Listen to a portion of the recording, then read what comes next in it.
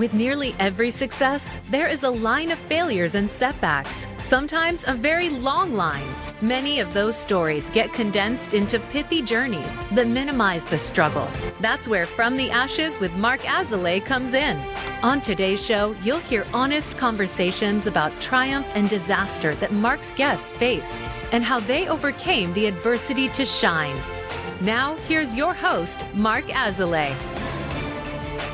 Welcome to From the Ashes. I'm your host, Mark Azoulay, and I'm sitting here with my good friend, Qiana Torres Flores. And man, Qiana, we were just talking before the show. When I first met you, it was at the Colorado Group Psychotherapy Society, which is, for those of you who don't know, it's a nonprofit. How would you? But it's a small nonprofit in Colorado where we make group therapists better group therapists by putting them in group therapy. Okay, hopefully you can follow that. It's just a lot of experiential learning. And Qiana, you showed up, I think it was maybe got to be 5 years ago now. You're the only person from your school, from CU Denver, and you just threw yourself in to like a bunch of like weirdos. I mean, a bunch of just like weird therapists that we talk in our own specific jargon. We have our own way of doing it. And I was just blown away by the courage and bravery you displayed of being able to just, one, just fit right in, and two, talk about the elephants in the room, show up as a member, like meet all the people in the community. And I mean, I think we hit it off right after that, right away. Yeah, I think immediately after you're like, we want you on our board. And I was like, dude, I hardly know you yet. And also my nervous system was just so fried that I was like, oh God, someone saw that. Someone saw all that.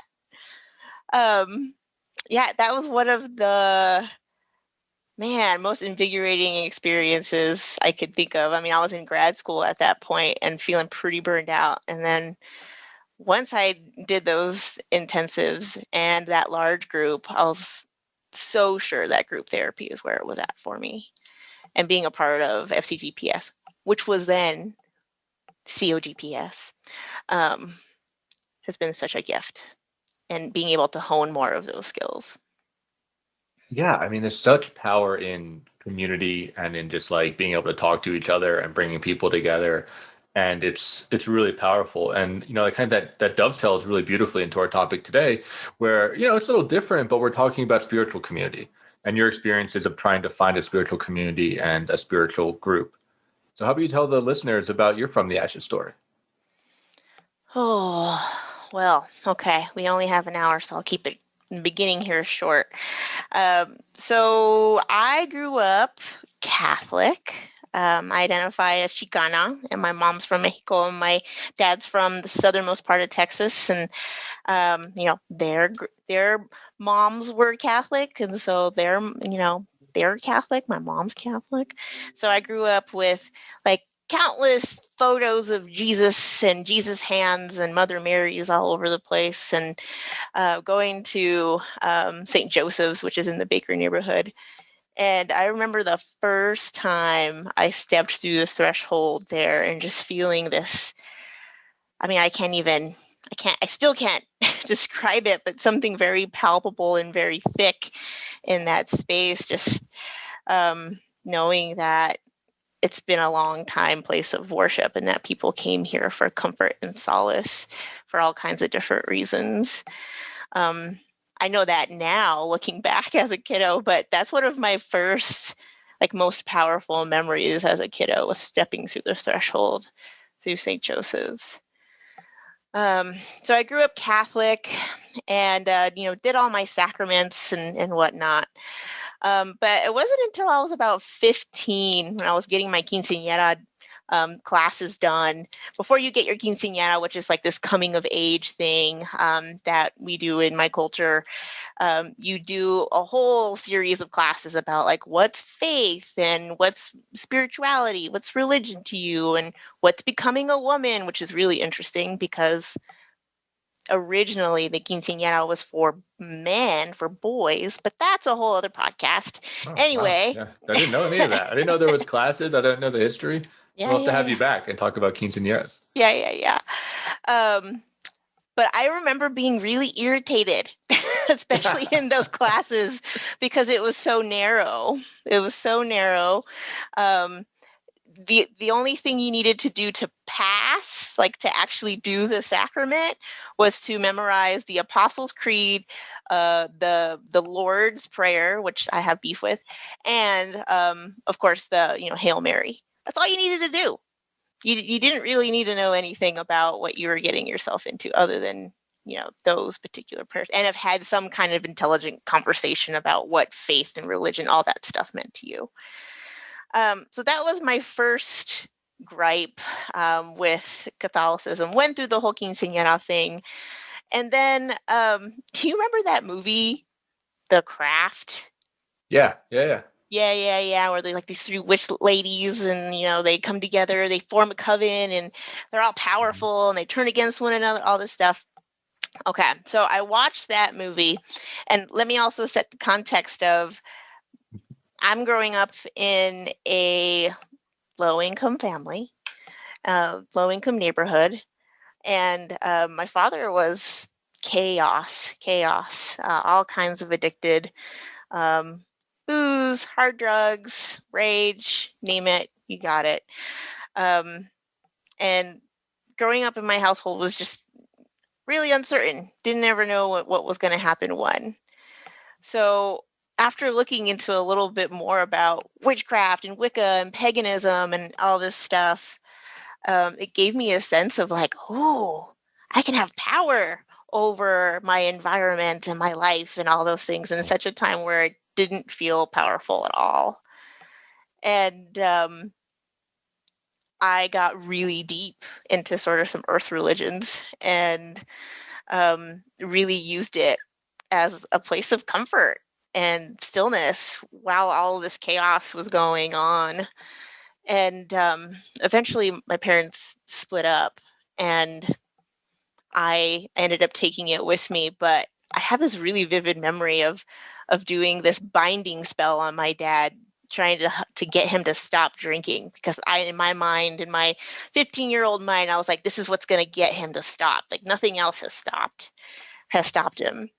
So I do this binding spell, and then he stops like the next day. And of course I'm like, oh my God, it fucking worked. I'm a witch. I'm a witch. I'm powerful. Look at me go. Oh man. And he stays clean, for as far as I know, at least from alcohol, for about like 3 months. And it's like the most chill 3 months of like my life. And I'm like, oh my God, like this spirituality stuff works. Like you give, you get, as above, so below, put out good stuff in the world, you get it back, and all that. And after 3 months, something happened and he started drinking again. And then I was like, huh. So that binding spell only lasted for 3 months?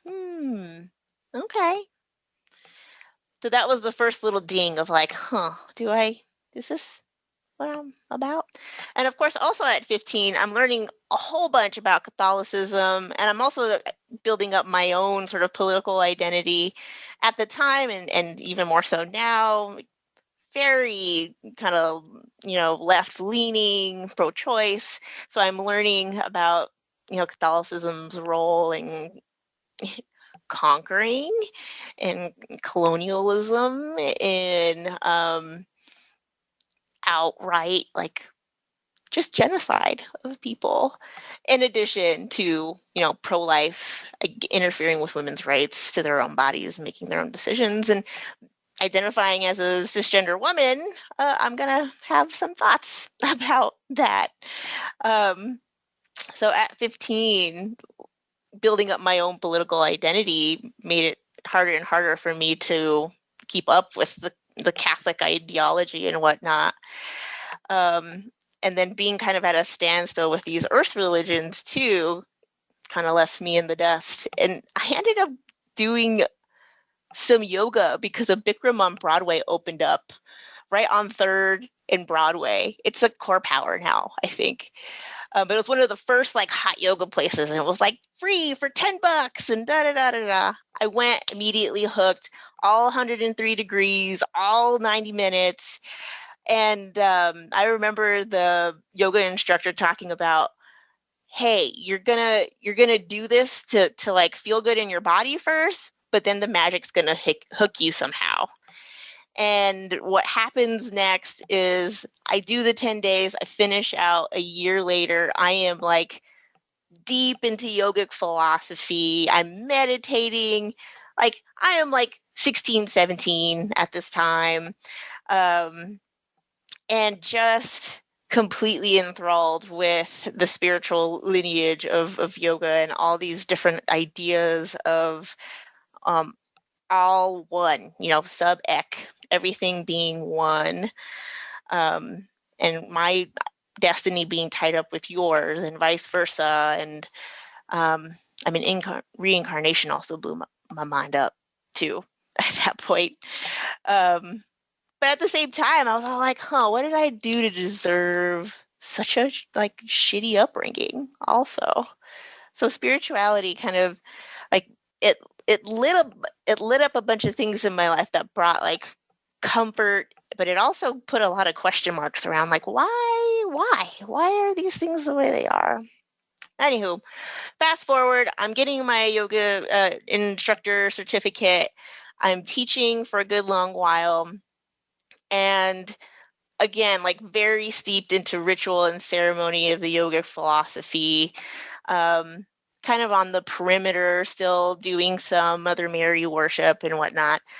I have a class that I'm starting at the yoga center that I got my certification with.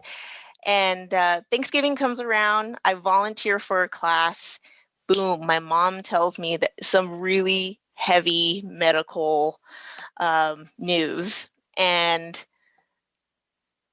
I was blown away. I immediately was like, oh, hey, Mom, you're mortal and you're not going to be here forever. Yeah. So I decide to cancel on my yoga class, and then they decide to cancel me after that.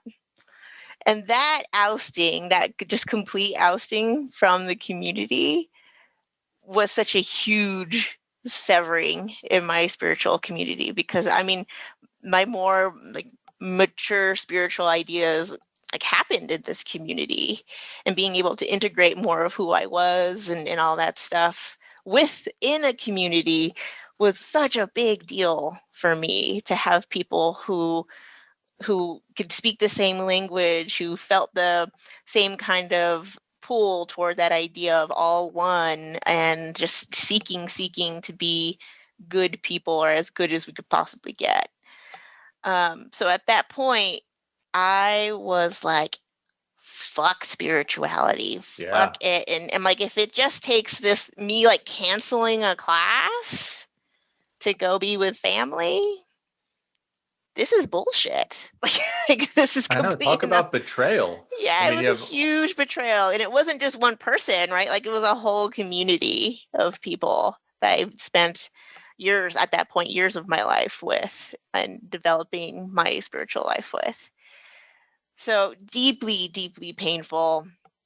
And I went without spirituality for a good long while, in protest of that kind of treatment. And come to find out, it's actually pretty common in some spiritual communities to just get ousted because you didn't fall in line.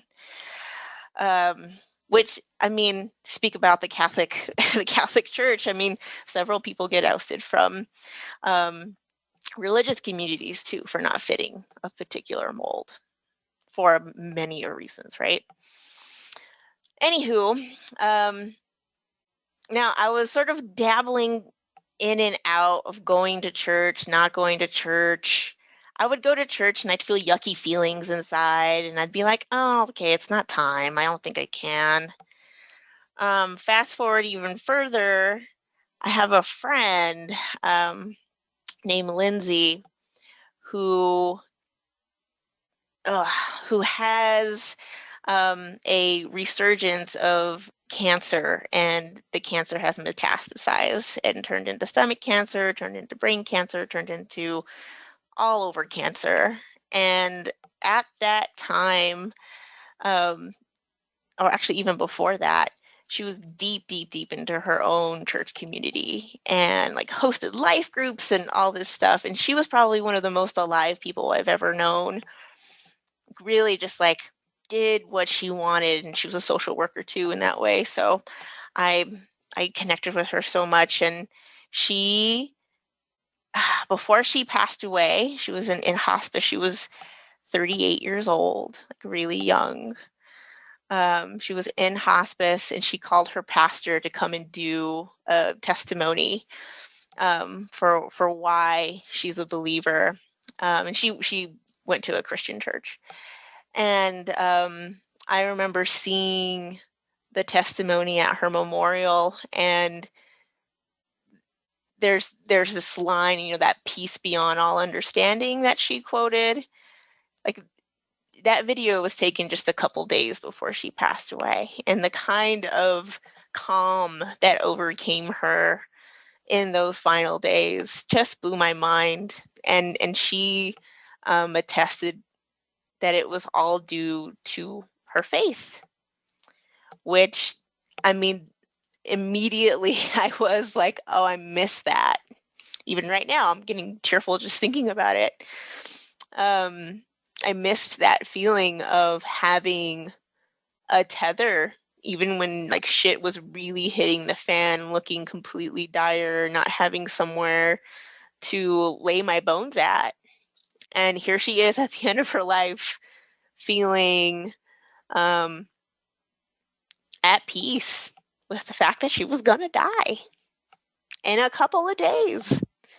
And that was so moving to me. And there was no hesitance in me that I needed to have that feeling back. So yeah, I came back. And I can tell you a little bit more. Yeah, that's a really wild story. Thank you so much for sharing that. I mean, just that unbelievable amount of grace and just calm and anchor, like you said, of being able to look death in the eye and just walk into it, you know, arms open, heart open. That's unbelievable. I mean, it's a superpower, really, truly is. Mm-hmm. Yeah, it was such a gift. I'm sad that it meant that she had to pass away for me to learn that lesson, and I'm so grateful for it. Well, as we head into our first commercial break, we'll hear more about the story after the break. So for those of you tuning in, stay tuned. There's a lot more to come. Sure to be a real powerful episode this time around. So catch you on the other side. Become our friend on Facebook. Post your thoughts about our shows and network on our timeline. Visit facebook.com/Voice America. In Mark's work with high performers and business owners, it is becoming increasingly clear to him that their biggest obstacle to success is themselves. They are the experts in their field, but are dragged down by their anxiety, poor time management, inability to focus, or self-sabotage. His role is to help you overcome these emotional and organizational issues so that you can truly excel in your business and your personal life. One of the most common hurdles that he sees is perfectionism, a crippling anxiety around performance. It's a fear of not being good enough, being publicly embarrassed, or of disappointing others. These fears paralyze brilliant people and bring them to their knees. This course will help you to break free from this mental prison and have more agency in your world. In this online course, we will break down the prison of perfectionism so that you can break out of it. For more information and to sign up, visit mark-azalea.teachable.com. That's Mark, MARC-Azalea, AZOULAY.teachable.com. Where can you listen to some of the world's top life coaches ready to dish out success tips and entrepreneurial guidance? The Voice America Empowerment Channel will do just that. Whether it's personal growth, building a better business, or inspirational life stories, make it a daily habit to tune into our programs. From weight loss and personal branding to law of attraction and increased happiness, you'll find it every day at VoiceAmericaEmpowerment.com. The Voice America Empowerment Channel. It's your world. Motivate, change, succeed. Our thoughts and feelings not only affect our own lives, but the lives of everyone around us. Find new meanings of love, authentic expressions, and better connections with the people in your life. Tune in to Love Light with Dr. Jean Marie Farish. This program will feature guests and discuss ideas that will bring a better life to you. When you find this perspective on love, it will change everything. Listen live every Friday at 12 noon Eastern Time and 9 a.m. Pacific Time on the Voice America Empowerment Channel. It's your world. Motivate, change, succeed. VoiceAmericaEmpowerment.com.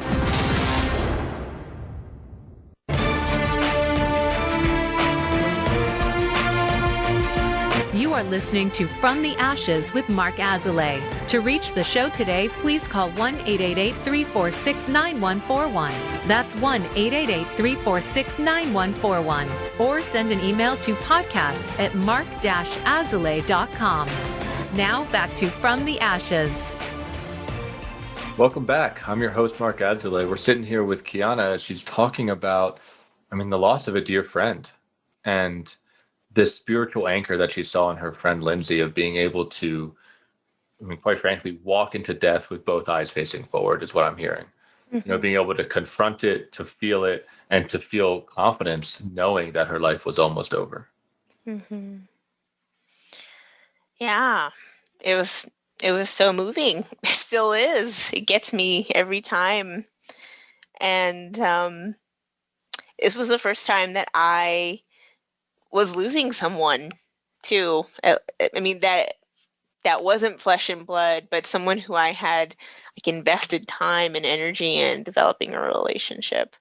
And so young, right? She was 38 and I think I was 32 at the time. And yeah, the grief that came, I only knew about maybe a week before all this got really terrible and she was in hospice. And I had never known that kind of grief, debilitating, wailing, having to go to the bathroom in the middle of staff meetings because I just couldn't keep it together kind of grief. And I knew that part of what was exacerbating it was that I didn't have a tether. I didn't have a process. I didn't have any particular way. In Catholicism, what I learned was you have the funeral, you say your goodbyes, you do your rosary, you have your viewing, you bury or you cremate, and then ta-da, done, grief process. And that's, that wasn't going to work for me because she wasn't even in the ground at that point. How do you grieve for someone who's still alive and just walking down the path? So with that and her passing, it just became so utterly clear that I needed to get a spiritual tether again. So I ended up, at this point, I stopped doing yoga. I was still in protest. I started doing more yoga at home begrudgingly. And then eventually I was all I wonder what it would be like to just get back into a church at this point. So I started hunting around for, non-denominational kind of Christian churches and ones that were in my area, so to make it super convenient, since it was already hard to step through the threshold of a church to begin with.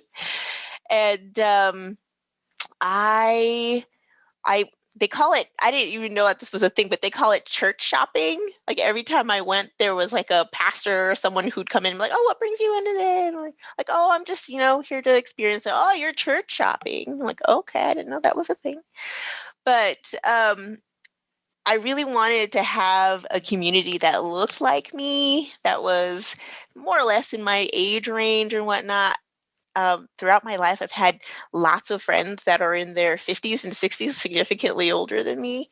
And I wanted to know what it was like to have more friends that were my age and also to have it in a spiritual community. So on top of that, I wanted a diverse, nice, inclusive, open and affirming church life too, to live my sort of social justice and interior life out loud also. And it's so interesting because the churches that I thought were going to be a really good fit, like they looked like me, they were diverse, ended up being like hellfire and brimstone, like you're a sinner stuff. I was like, oh no, I don't need Wow. that. Yeah, I don't that's need intense. that. Like I'm like helping my grieving heart right now. I don't need that kind of stuff. And after going to a nice handful of churches, I found one that they identify as a Christian church, open and affirming, but man, totally the opposite of what I thought I needed, for sure, of what I was looking for. Older population, mostly white identifying, mostly straight identifying, but open and affirming, younger pastors.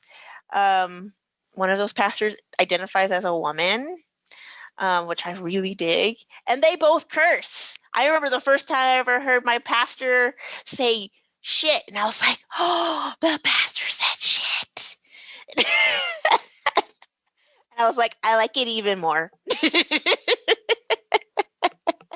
That's how you knew you were in. That was it. Yeah. Is the pastor said shit? That's awesome. Yeah, they're very real. They talk about real world stuff. They integrate social justice in everything they do. Of course, they have a long way to go in recognizing their own privilege and all that stuff. And I'm like happy to be there for that work because they're happy there to be for that work too. So, I mean, getting reconnected to the church, I mean, it was a slog. That those first couple months, I could not get through a sermon, no matter what it was about, without crying. Whether it was like feeling the grief of losing my friend or feeling the grief of like, oh, I can't believe I've spent years without this feeling of belonging and togetherness and wholeness and like family that's outside of the blood family and whatnot. Lots of longing, lots of grief for those lost years.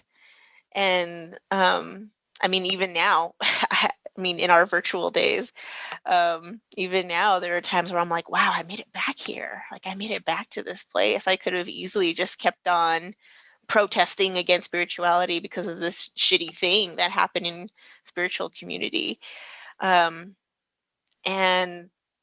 wow, it's made such a big difference in my life, especially now as a counselor. I don't know how I would do this work without some kind of spiritual tethering, without being able to, at the end of the day, say, okay, you know, higher self, like, take this over. I showed up for my part. I'm done.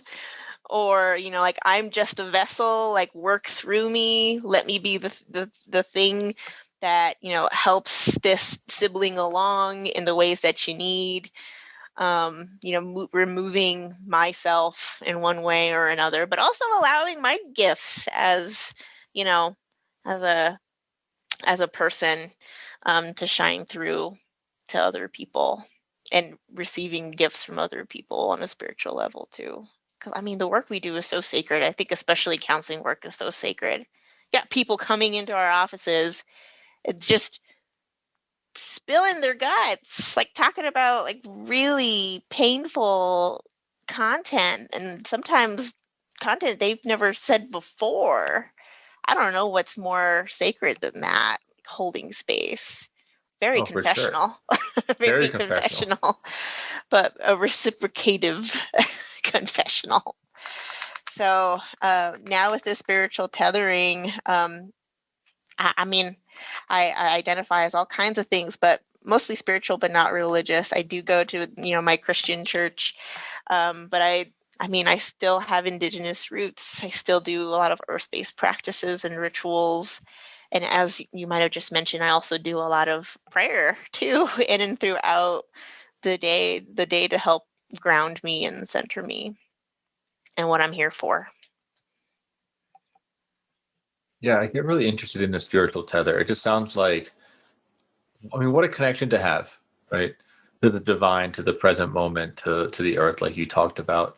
And I think it is critical in the work that we do, because people come to us sometimes in the worst day of their lives, right?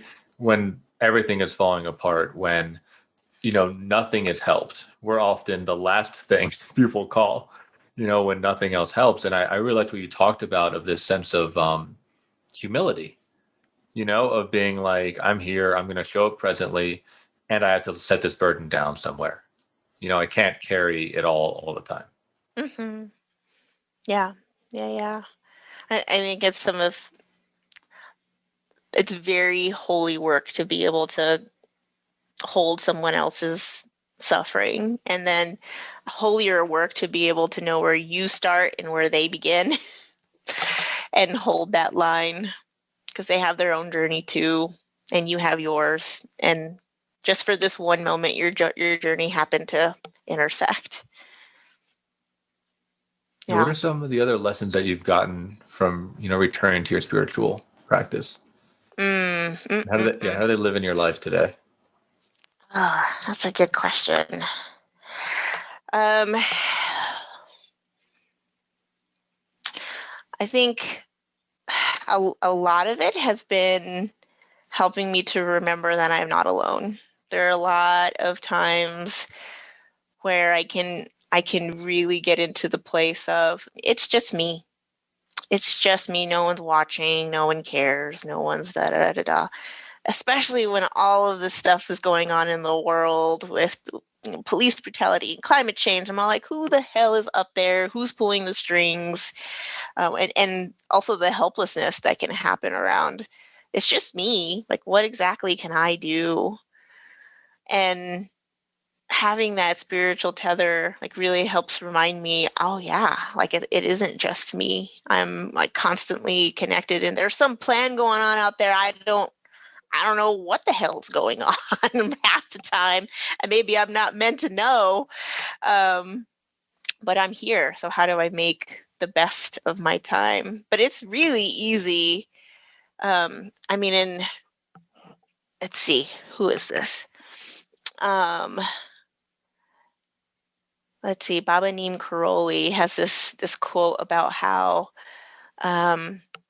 you can let go the hand of the divine, but the divine doesn't let go of your hand. The entire time that you think you're away from the divine, you're close by.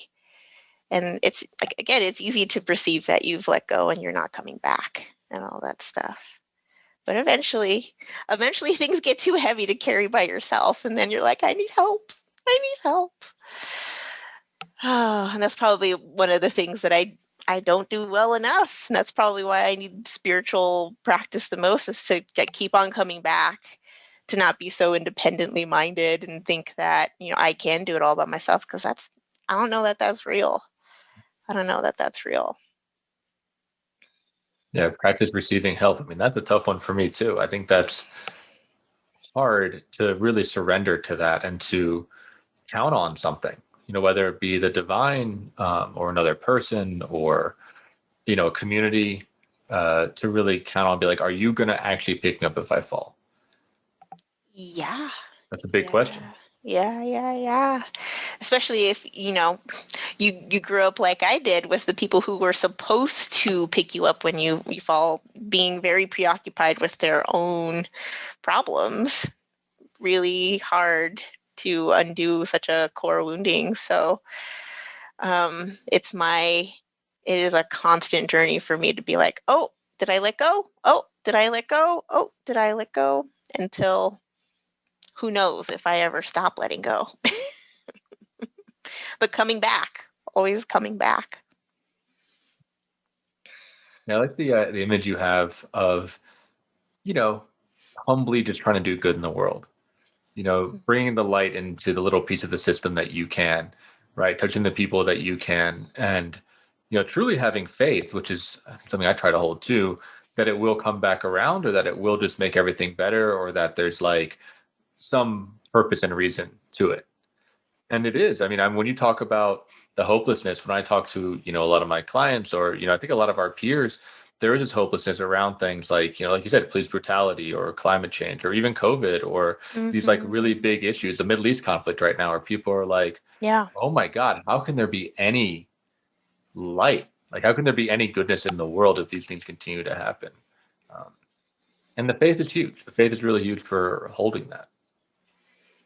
And not giving up hope, right? Like continuing to work and beautify is the way I see it, like beautify the world. Even if you don't get immediate feedback that it's doing anything, you know? Right. Gosh, I forget this Mother Teresa quote, but it's, maybe we can't all do great things, but we can all do small things with great love. And I think there isn't a whole lot of credence given to like what we can do in small little, sacred ways.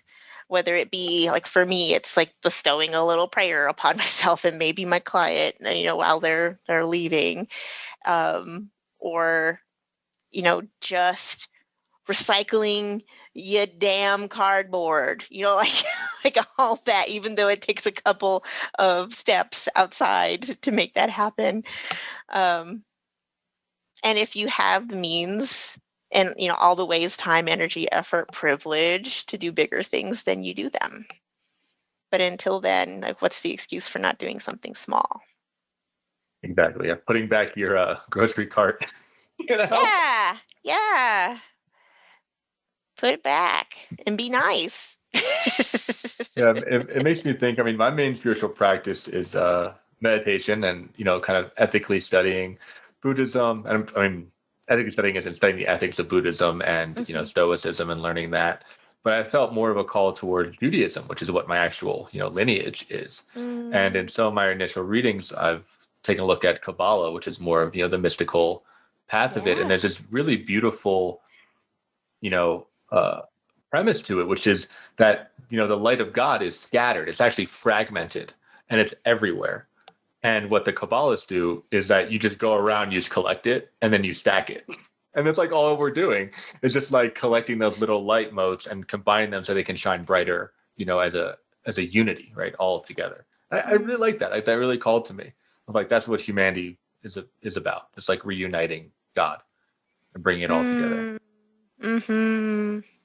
Well, I'm not going to get all clinical, but this is the one thing that comes to mind is remembering. Remember, like if I were to break that down, like the re, and then membering, I think a lot of spiritual practice is just coming back together in one way or another. So easy in our individualized society to just let go, be apart. Yeah. We'll talk a lot more about that in our next segment of, what somebody would want to hear if they're feeling broken apart or they're feeling, washed out in the current society, which is so true. I mean, we can get into the whole, technology, Facebook, et cetera, et cetera. But for those of you listening out there, if you'd like to reach out to Qiana, if you want to give us feedback about the show, please send us an email to podcast@mark-asley.com.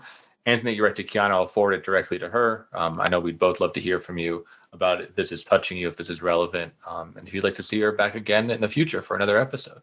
So stay tuned, and we'll catch you on the other side of the break.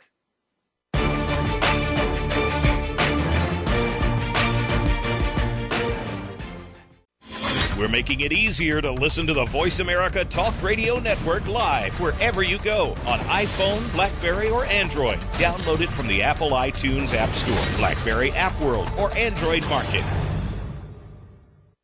In Mark's work with high performers and business owners, it is becoming increasingly clear to him that their biggest obstacle to success is themselves. They are the experts in their field, but are dragged down by their anxiety, poor time management, inability to focus, or self-sabotage. His role is to help you overcome these emotional and organizational issues so that you can truly excel in your business and your personal life. One of the most common hurdles that he sees is perfectionism, a crippling anxiety around performance. It's a fear of not being good enough, being publicly embarrassed, or of disappointing others. These fears paralyze brilliant people and bring them to their knees. This course will help you to break free from this mental prison and have more agency in your world. In this online course, we will break down the prison of perfectionism so that you can break out of it. For more information and to sign up, visit mark-azalea.teachable.com. That's Mark, MARC-Azalea, AZOULAY.teachable.com. For teens, by teens, and about teens. Tune into the uncensored and unedited discussions with young adults on Express Yourself.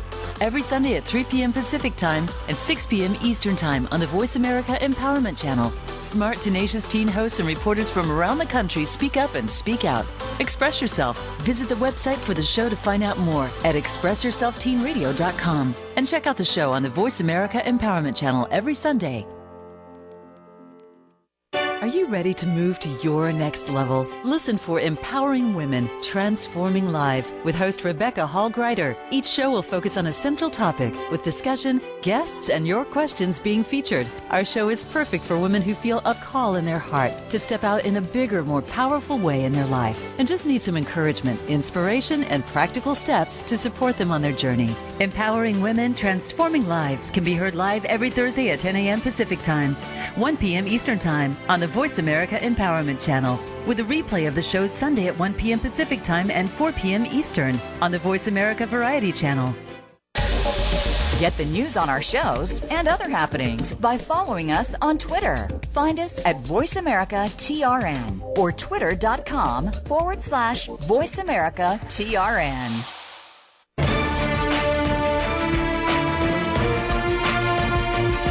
You are listening to From the Ashes with Mark Azoulay. To reach the show today, please call 1-888-346-9141. That's 1-888-346-9141. Or send an email to podcast@mark-azoulay.com. Now back to From the Ashes. Welcome back. So, Qiana, we were talking in the break about how, our generation, the millennial generation, or, our peers, or hell, even myself, like, it's so easy to be disconnected, from spirituality, number one, I think from each other, from community. It's so easy to be siloed. And it's a loneliness that I think a lot of us have felt, particularly during the pandemic as well, just being alone and feeling like there's nobody there. And it sounds like you were feeling some of that before you refound your faith and refound your spiritual connection. So if there's someone else listening that is feeling that similar amount of disconnection, what would you want them to hear? So many things. So many things. I guess one thing I'd want them to hear is that, welcome to the party. Like, this society is built so much on that independent, rugged individual ideology that it can be so easy to think that, being on your own island is you winning, you winning at life, you doing the right thing and whatnot. And we are scientifically very social beings, right? We need each other. And we play very specific roles in each other's lives. And that's one of the ways I think we all experience the divine is through one another.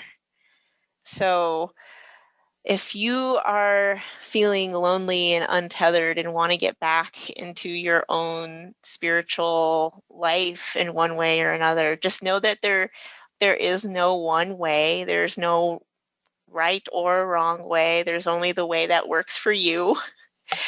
And one of my big encouragements would be to find community, find your people that you resonate with, and continue exploring, continuing to question and doubt along the way. If anyone comes and says, I have the answer, capital T, capital A, run away in the opposite direction. For sure. Because they might have an answer, but it might not be your answer. Who knows? But, just remembering connection is one of the most holiest things that happens. All of the things that happen out in the world that seem like miracles equal a whole bunch of connections. What else would I want them to say or think?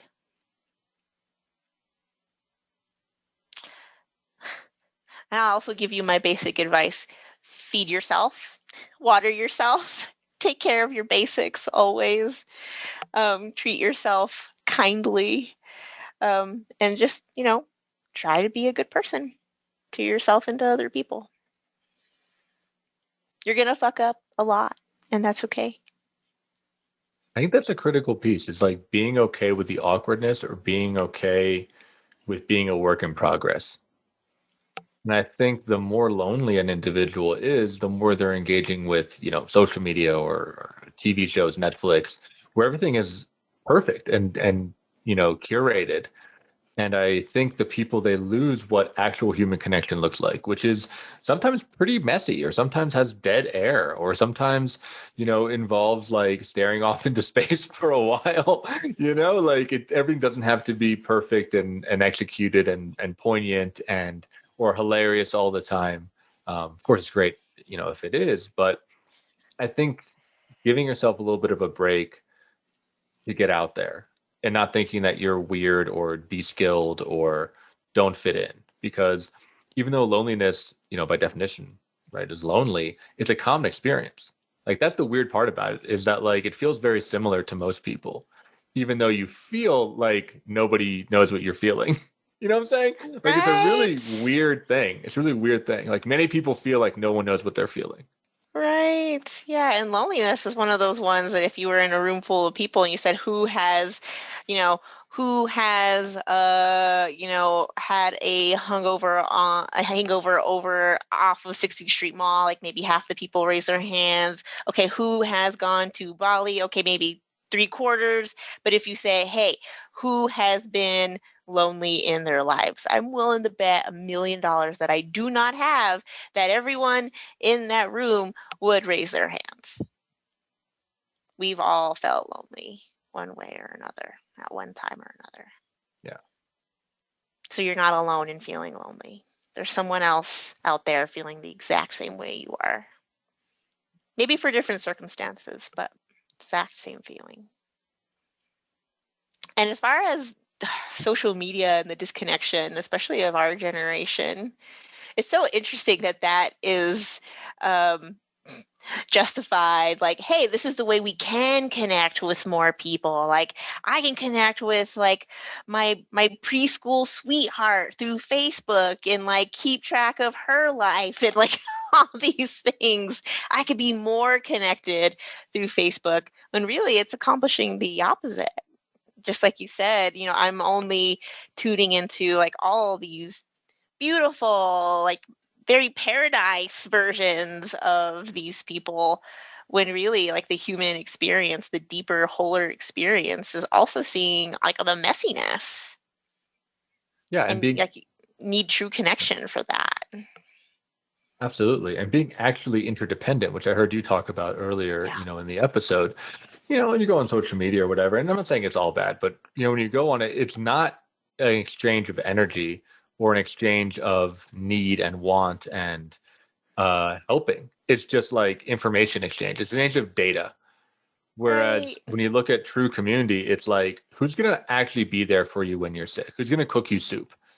Who's going to hold your hand when, you lose a pet or a family member?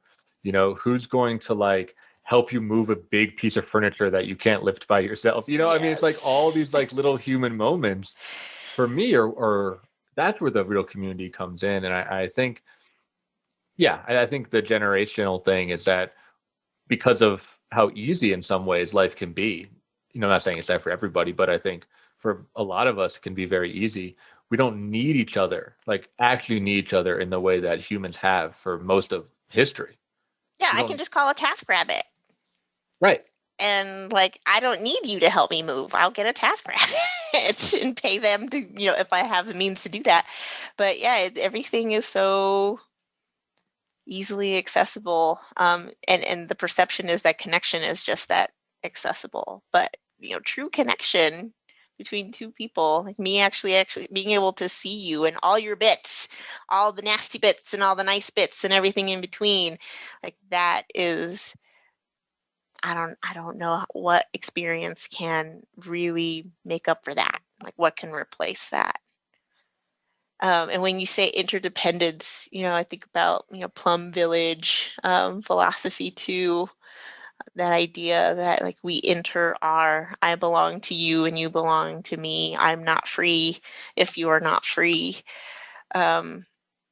And I mean, that's like a fundamental thing in most spiritual and religious traditions, is that there's some version of, take care of your neighbor as you would yourself.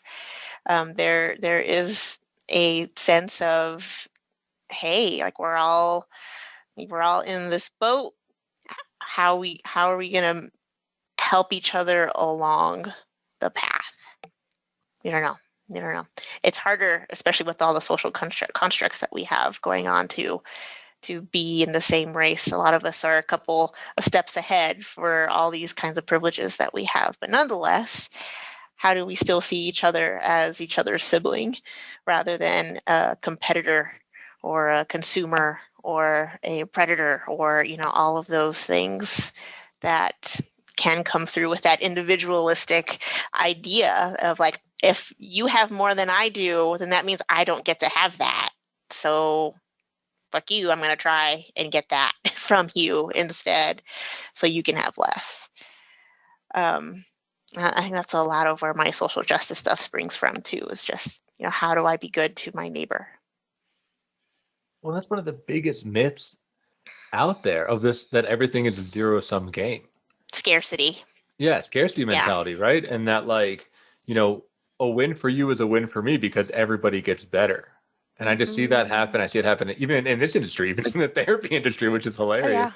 Not hilarious. It's actually just depressing, but disappointing. But I think it's funny because, just seeing the scarcity mentality really take over people and being like, I need to take this from you, or I need to make sure that you don't get that. Just like you're saying, it's very toxic.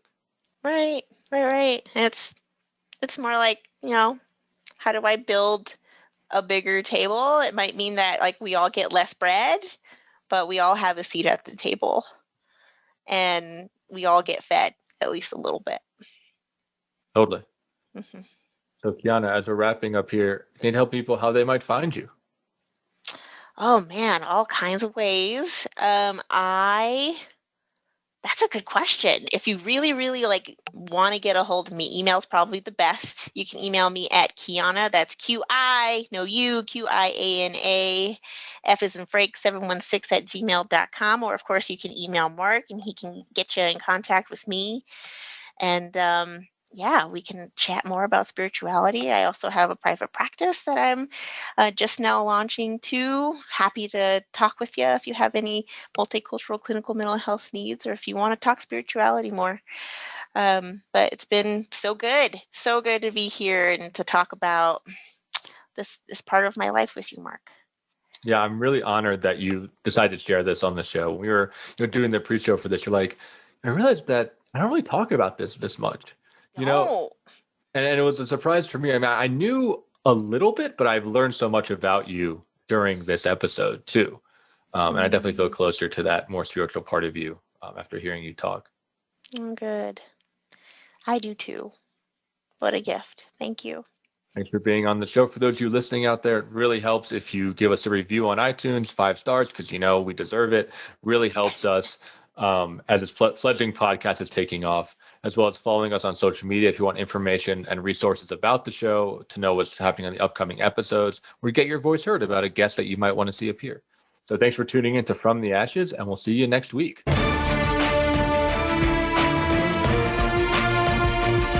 Thank you for joining host Mark Azoulay for From the Ashes. Be sure to tune in again live next Friday at 2 p.m. Eastern Time and 11 a.m. Pacific Time on the Voice America Empowerment Channel. We'll have another edition of the program then. Meet triumph and disaster and treat those two imposters the same. Until next time.